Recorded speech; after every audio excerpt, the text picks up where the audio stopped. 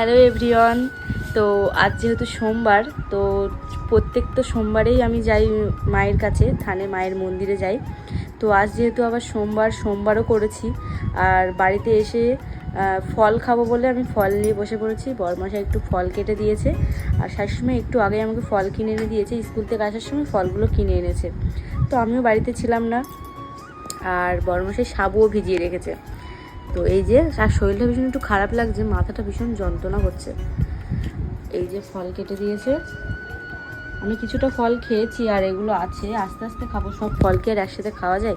লেবু এনে দিয়েছে, তারপরে এই যে শসা, কলা, বেদানা, তারপরে এই যে সাবুটাও দেখাই, ছোট সাবু খেতে আমার হেভি লাগে।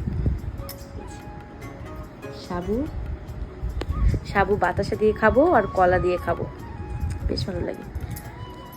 লেবুটা একটু টক টক ছিল, অনেক গুণ আছে।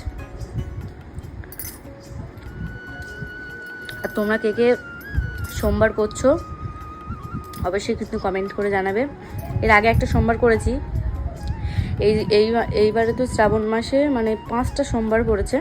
তো একটা সোমবার, প্রথম সোমবার আমি করতে পারিনি, আর 2টো সোমবার করেছি, আর এখনও 2টো সোমবার আছে। আশা আছে, ভরসা আছে, ওই দুটোও করব। এই যে আপেল,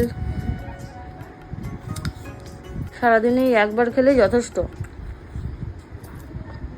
আমার খেতে বেশি ভাল লাগে না, মানে বাবার নামে যদি কোনো ব্রত রাখি বা যে কোনো পুজোয় যদি কোনো উপোস থাকি, তাহলে কোনো কিছু মনে হয় না। মাথা টিপ টিপ করা শুরু হয়ে গেছে।